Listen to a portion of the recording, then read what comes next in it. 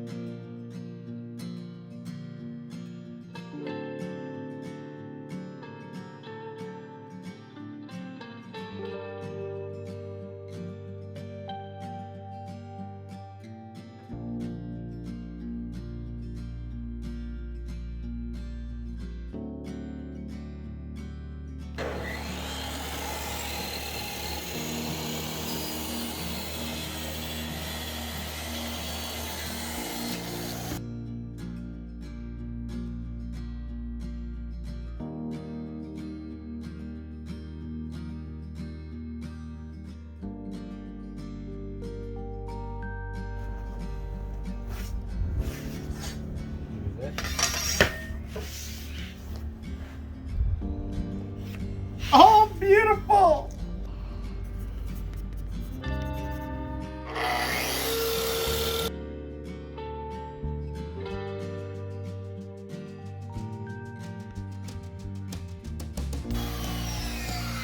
Sick handoff.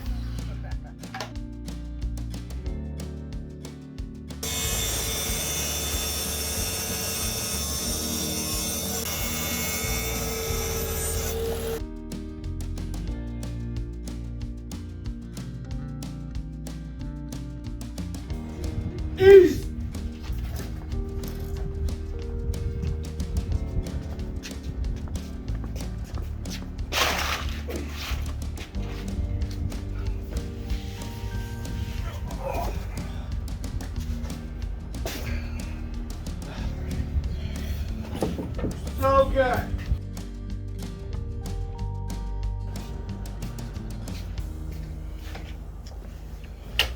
Awesome.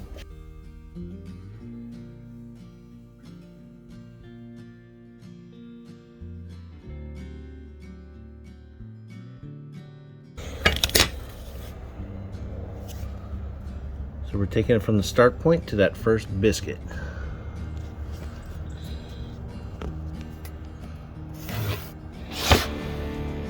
Perfect. Just show how we kind of leapfrog. Kind of continue on from the very edge of that biscuit to the very edge of the next biscuit. That's how we get her. Fix. Nice with a bend of the wall.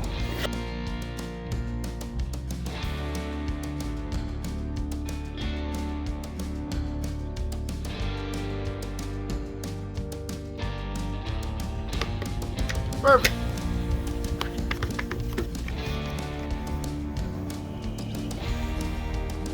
And from here we do every 3 inches.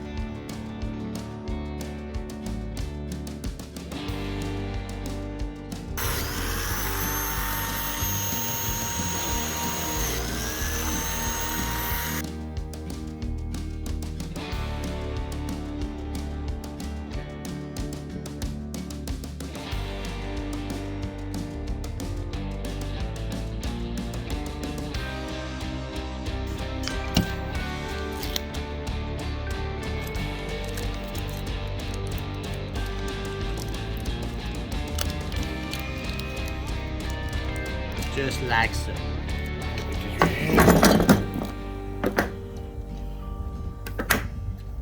Two, one. All right. Cool. Let's go mix.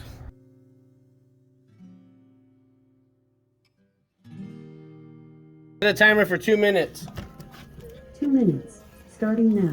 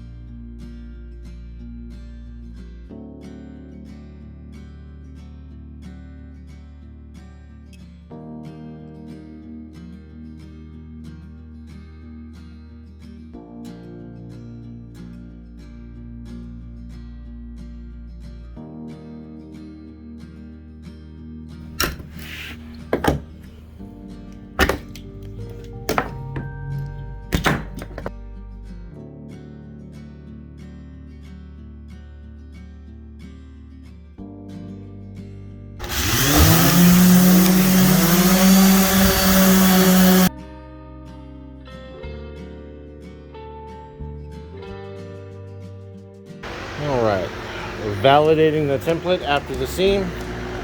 We're marking our lines if necessary. And here we go. We're going to remove the template, cut the edges, cut the backs, and then we'll get some drop edges on.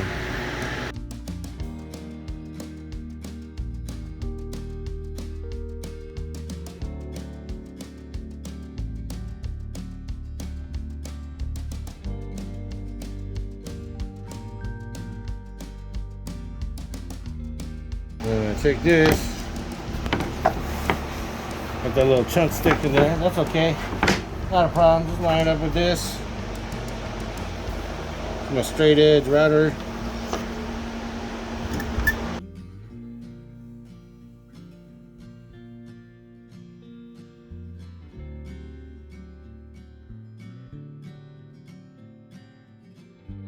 Keep on rolling, baby.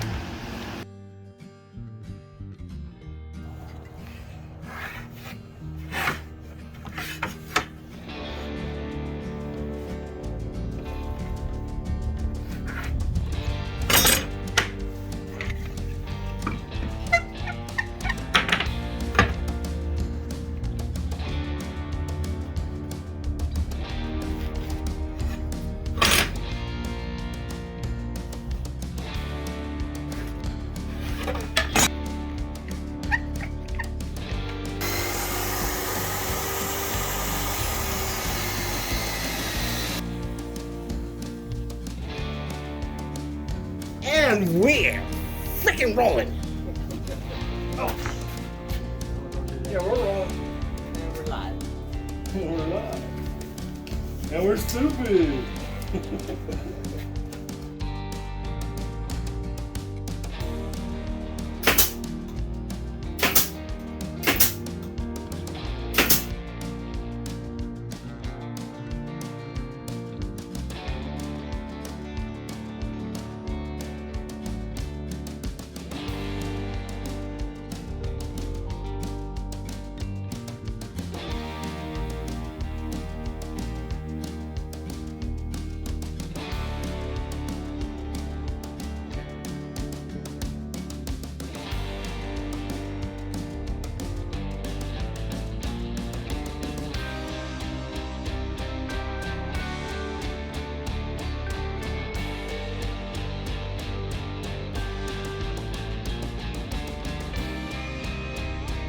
Okay. Let's clean How up. long did that take? About 9 minutes, almost. 9? Not bad. Not bad.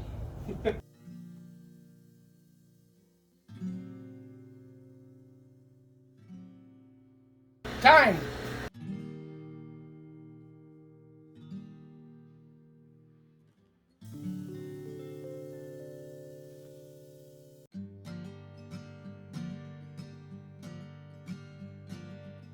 All right, that looks pretty well mixed. I'm gonna start applying, and I'll just start swiping from the left.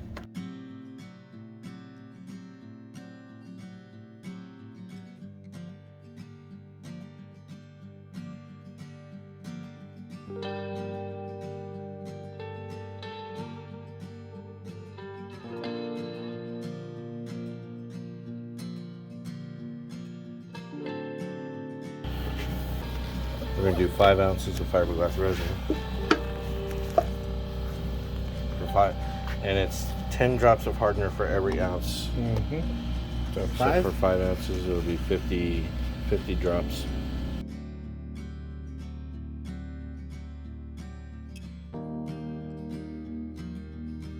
Then you'll mix the hardener with the fiberglass resin before you add it to the Bondo putty. The time starts as soon as you add the Bondo hardener.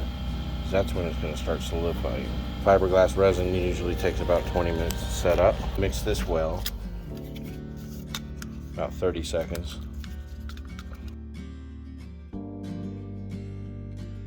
You'll pour that into the Bondo.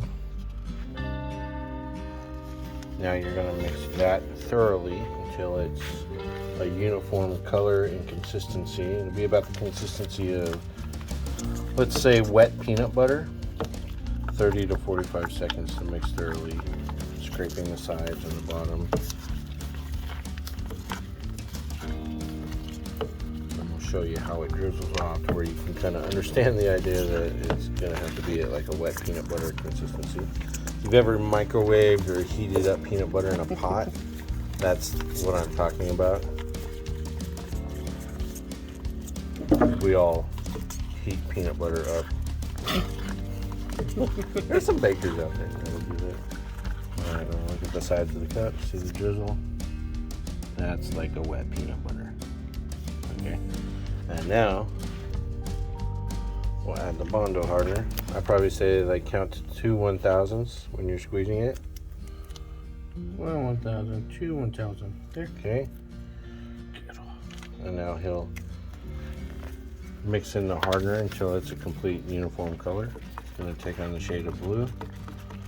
You'll see like little swirls as he's mixing it. I'll let him stand back so he can mix it real good. I'll scrape the sides on that too. Make sure the hardener touches all the Bondo that's in there. It's all uniform. Alright, good. Let's roll. Oh, thank you. He's seen me do it enough. Now he's doing it so that I can video him. It's part of his awesome training.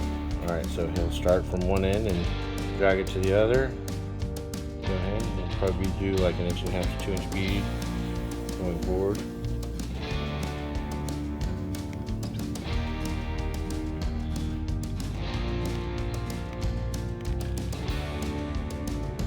So when you sand that quick coat, it kind of creates a depression. So this is what we're kind of building it up a little bit to kind of fill in a little as well.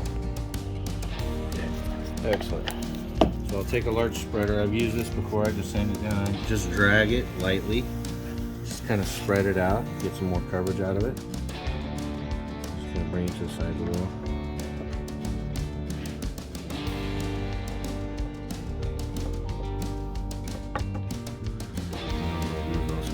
Start fanning it out a little.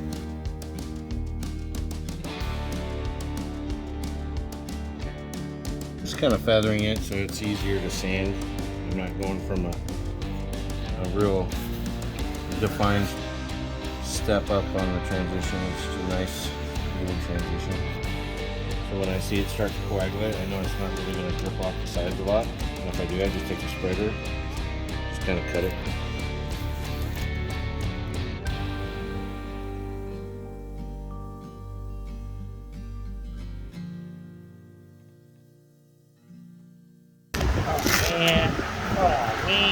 Okay.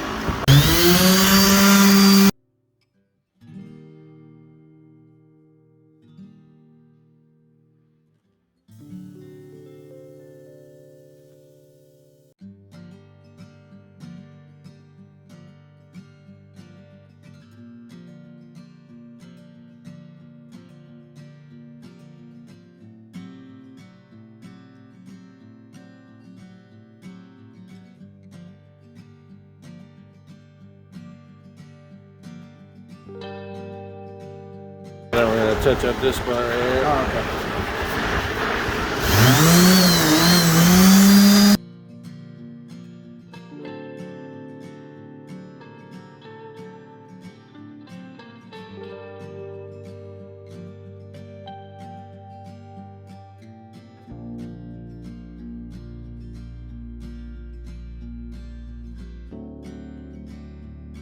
Go! Bear Paint and Primer Premium Plus. Good thing we're doing voiceover. Well, I think you need a. Does that sound like a dummy? Alright, so we're laying down some primer. We do this because it looks more professional and gives it an additional layer of protection.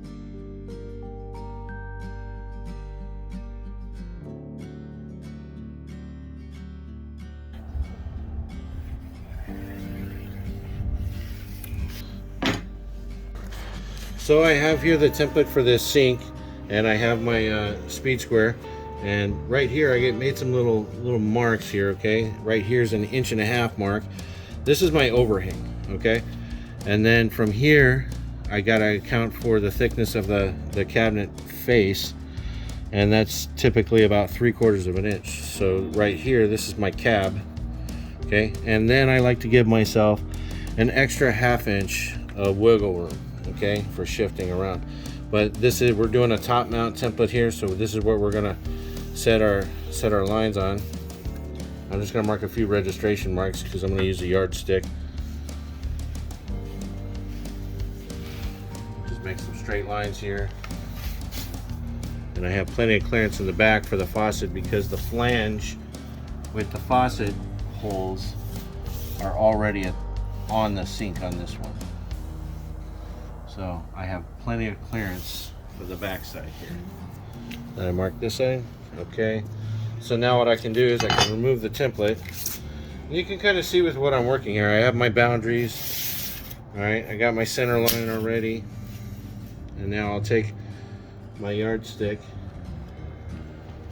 and I'll just make a long line.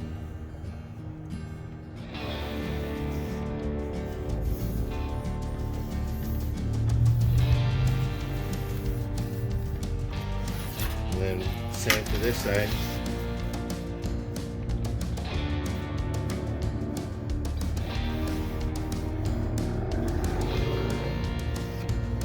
I'll come over here.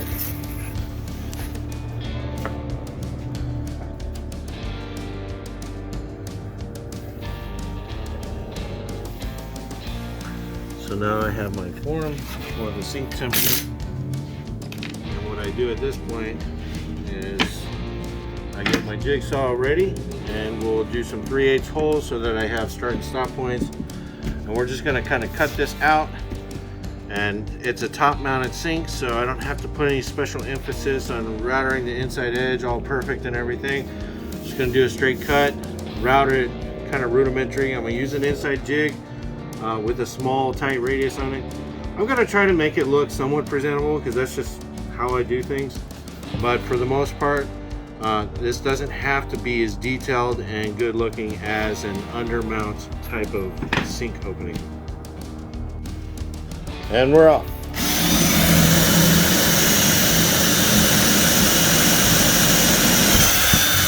Oh man, I gotta remeasure. I'm just kidding. Say.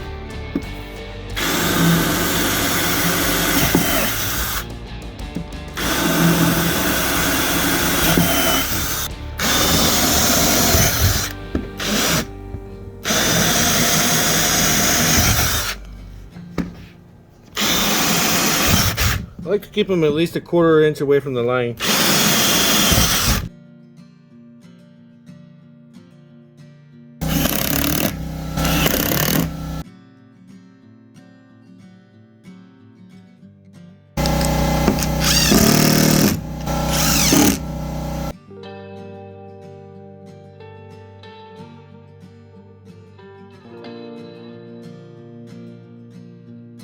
Using a straight edge right here to continue the flush lines here that we created with the inside radius jig. That's nice and flush. Was nice and flush. gonna kind of touch that up. Make sure I can feel it flush against my fingers. So I'll hold here, get some pressure on that. Since the clamp is so close to the corner, what I'll do is I'll work an area out to here, then I'll add another clamp, and then kind of backtrack after I know for sure that the form is good. That'll hold. Actually, this will work. And then just kind of clamp this in the middle. Yeah, that's not going to go anywhere.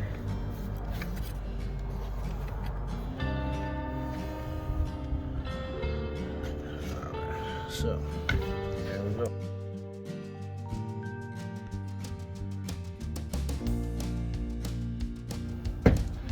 Double back with my third clamp. 2 clamps should work, but I've sometimes had boards move, so I like a third clamp if I can. I'll just continue the run. It's a 1-inch blade with a 1/4-inch bearing.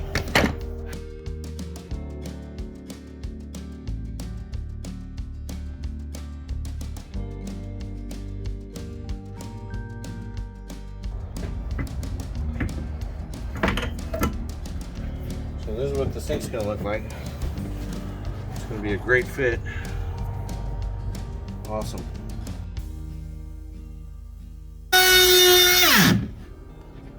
Please tell me you New died. battery. Yep.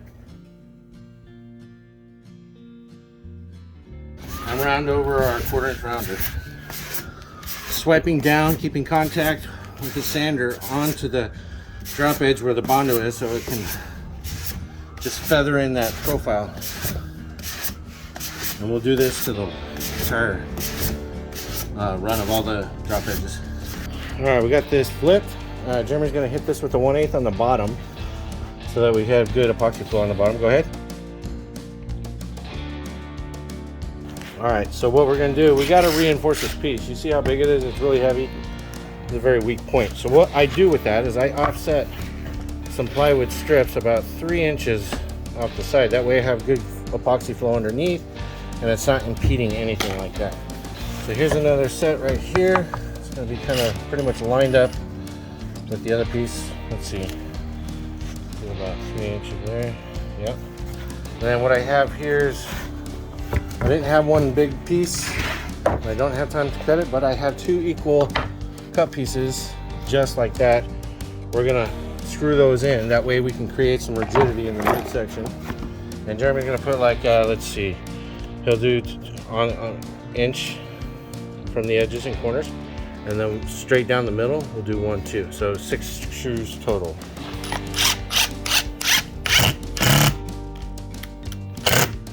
So you'll back it out, lay it flat. There you go, don't sink it too much.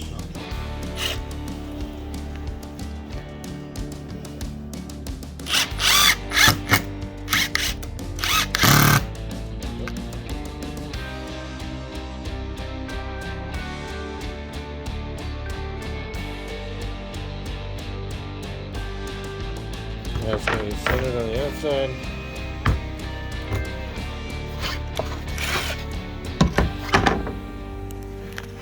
Should be able to see, have equal placement on each side, and we should be able to see these anchor screws. Now we're just going to do like 4 screws in each plane.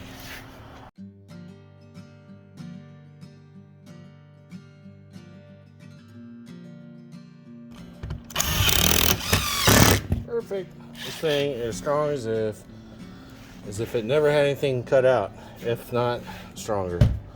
All right, so what we're doing is we're gonna take this puppy inside and get it set up, and we're gonna primer it and call it a day. Pausing. Resume. That's not my good side. They don't know what we're doing.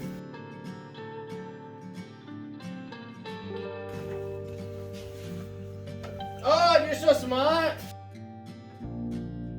Run around that back and get that back edge. Oh, you know it, son. While you're over there, thank you, sir. Let's see. Good afternoon.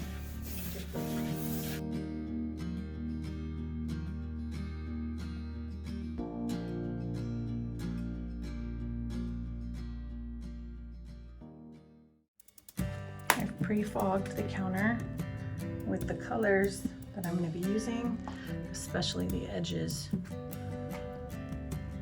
So that way, if the epoxy's a little thin or it needs a little pizzazz behind it, it already has some color to it in the background.